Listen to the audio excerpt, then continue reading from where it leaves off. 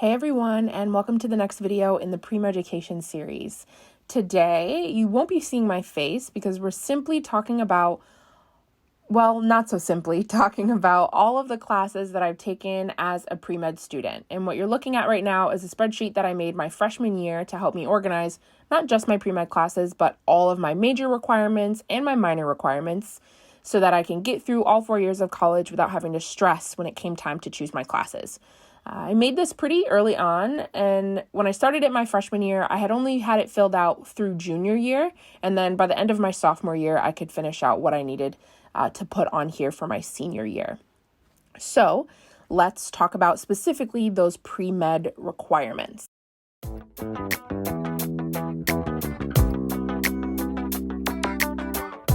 What I'm going to do here is go through every single class and tell you any tips or lessons I learned from those. So hopefully, whether you've taken them or they're on the horizon, you can either relate to the experiences that I've had or get some motivation and some courage to take some of those other upper level pre-med courses.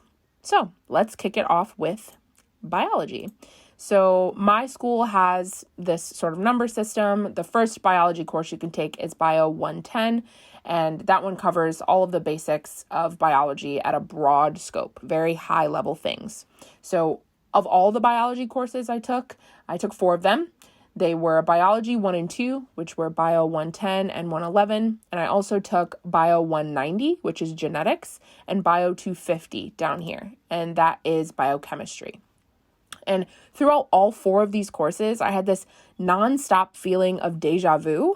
It was like the same topics and processes that I was learning freshman year were also being covered with a little bit more depth in my junior and senior years. So looking back, what I wish I would have done sooner is in Bio 110 that I took, one of the first classes I took in college, I wish I would have really taken the time to commit those to memory and fully learn them, rather than memorizing them for the short term and forgetting them after the exam.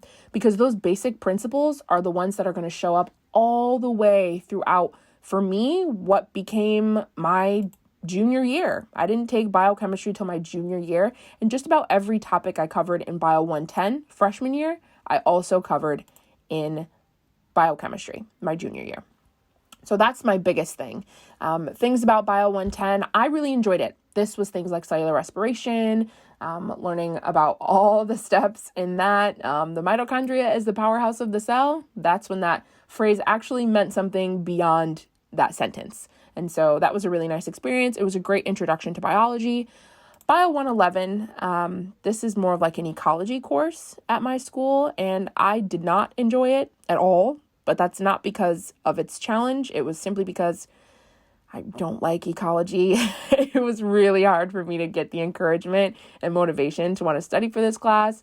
My professor was okay, but I just didn't really like ecology. However, this one largely was building off of the plant science that I had gotten a taste of in Bio 110. So we learned the difference between cellular respiration in plants versus animals. And then we did a lot of like phylogenetic trees to track down like a common ancestor and things like that. And I got a taste of that here, which was built out even more in genetics my junior year. So again, that feeling of deja vu never goes away. Moving on to calculus. So it depends on how your school organizes it, but mine in particular organized math or calculus in either a series of 2 courses or a series of 3 courses.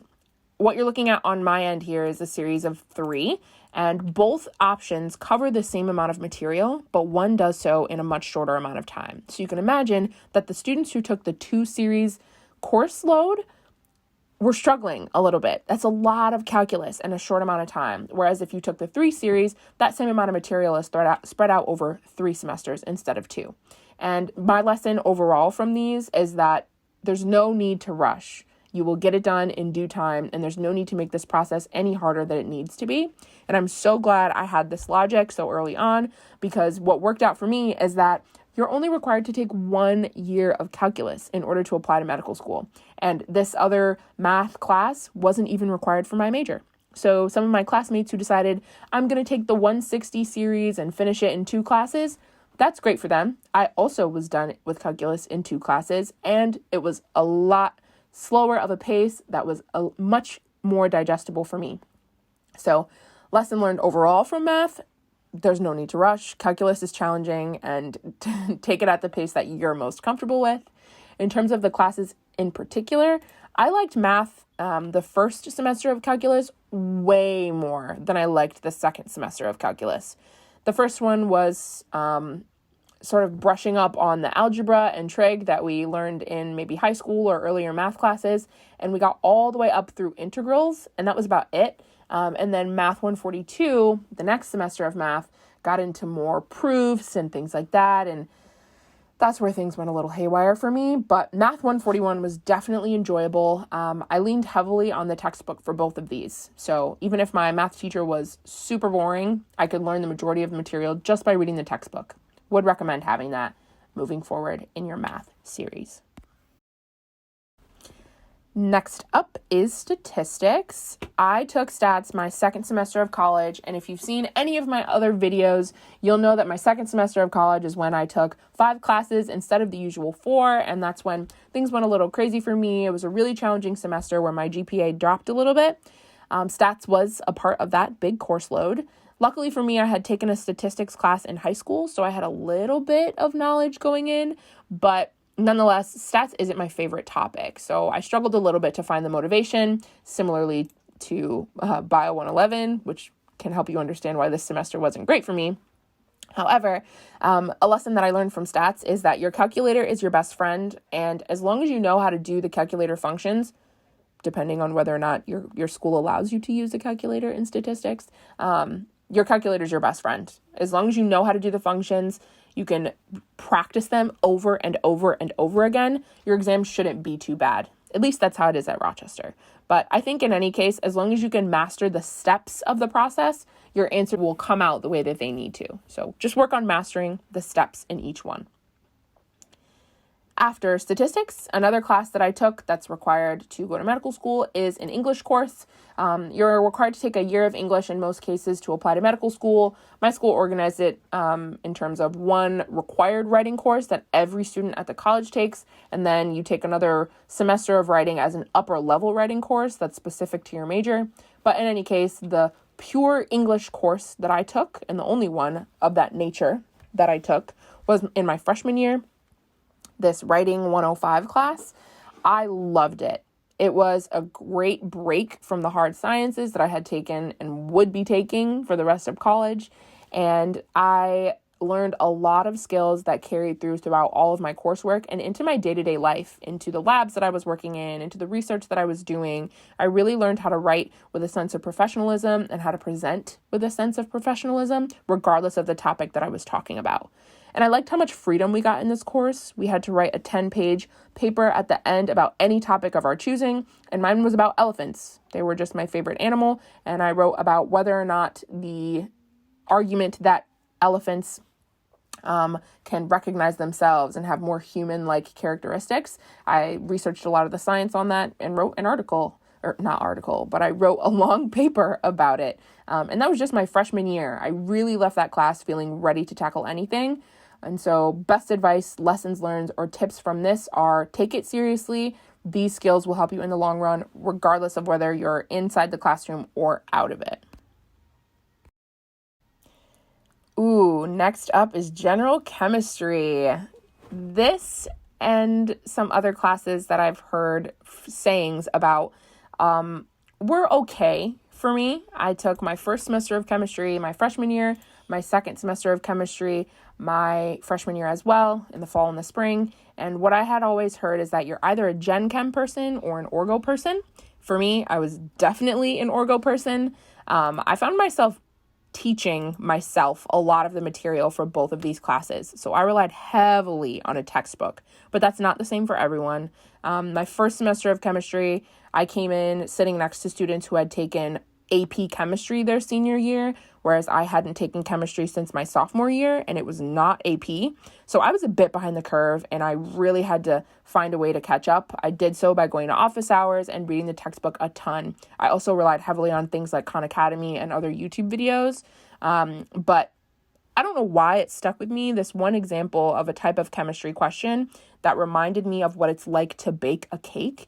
And I think it's one of those yield questions. There was definitely a big one on my final exam. And I realized most of at least these 2 courses at my school was about building something or having the final product of something and figuring out its component parts. And the analogy of looking at it like baking a cake really helped me get through, honestly, both of these courses. And then from there, I went on to organic chemistry, which is where my heart and soul resides. I absolutely loved both courses of them. And I say this proudly because a lot of students leading up to this were telling me, oh my gosh, Orgo or OChem, whatever you call it, is the hardest. This is like the weed out class for premeds. It's going to be super challenging, like just grin and bear it and get through it. But that was not at all my experience. And I love to tell students that because it doesn't need to be scary. I wish premeds would not make it sound as scary because it really isn't that bad. It's just looking at science and this particular material in a different way than you've looked at any class before. Orgo really is like learning a second language. And as long as you treat it as such and give it the respect that it's owed, you won't have a super hard time. Something that really helped me was reading this book titled Organic Chemistry as a Second Language. And I read the first 3 or 4 chapters and did the workbook questions like a week before my classes started in the first Orgo class. And that revolutionized the way that I learned throughout the rest of the semester. And it helped me tackle that steep learning curve that comes with organic chemistry. I would highly recommend that book. It's super easy to get through. I got through the first 3 or 4 chapters in like 2 or 3 hours. And it was a nice intro to the topics that I would be coming across. That helped me a lot. And I also went to office hours all the time. I leaned on my TAs nonstop. Do not be afraid to use any and every resource. I also tried to do my homeworks and study with classmates at all times because chemistry, at least organic chemistry, is one of those topics where you might be looking at it from one perspective, but you might literally have to rotate the material that you're working with in order to see the real answer. And it really helps to get literal other perspectives on the same molecule or the same mechanism to help you understand. So things to take away from Orgo: it is not as bad as everyone says it is. There's definitely people who enjoyed, and hopefully you are one of them. Read organic chemistry as a second language prior if you want to get a little exposure to it ahead of time, and try to work with friends as you're working through the material. Last but not least, we get to physics, which I did not take until my junior year. I really enjoyed Physics 113. I had taken physics in high school and I struggled with it in high school. I did not do as well as I wanted to do, but that rough experience in high school really prepared me for physics in college. For those of you who didn't have an opportunity to take physics in high school, it wouldn't hurt to watch a YouTube video or 2 before class just to help you wrap your mind around some of the concepts. Hint, hint, vectors are something you're going to come across very early in your first semester of physics or physics 1. If you understand vectors going in or just have an idea of what they're about going in, you will save yourself so much time, so much stress, and potentially some rough grades. That's what got me rough grades in high school. And then I swear, as soon as vectors clicked for me, the rest of the semester of high school was a breeze. And the first semester of physics in college was really enjoyable. I particularly enjoyed that first semester in college because it was largely covering mechanics, which is the type of physics that can really be seen every day in your day-to-day life. And I'd never had a class where if I was struggling with a problem, I could get up and literally execute the question in real life. For example, we had questions about if you throw a tennis ball in the air with this amount of speed, how high will it go? Or how long till it gets back to your hand? Or if you push something this hard and the force of friction is this much, how far will it go? And for questions like that, if I was confused or didn't really know or wanted to check my answer, I could quite literally get up and throw a tennis ball or push a couch across the carpet and measure out the results in real time, or at least get a rough estimate, which was really cool for me. I really enjoyed Physics 113, which is Physics 1. Physics 114 is when it got a little crazy. I did not enjoy that semester. And this semester, that spring semester there, is when COVID happened. So I had only taken 3 courses to lighten the load so that I could study for the MCAT at the same time. And if you've seen my other videos, then you know that went haywire and did not go as I thought it would. But nonetheless, Physics 114, I had to lean on my TAs and my professor quite a bit. But we made it through. It worked out. Everything was okay. And by the end of my junior year here, I had finished every single one of my pre-med requirements. My senior year was spent finishing my major requirements and the other interesting classes I wanted to take before medical school. I ended up taking my MCAT in the summer, which would be like technically over here. But this sheet helped me a ton throughout college, helping plan out everything. I wrote all my pre-med requirements here, and then I made sure to highlight them in blue once I finished them. And I'm graduated now, which is why everything is blue, except for that one math class that I didn't have to take.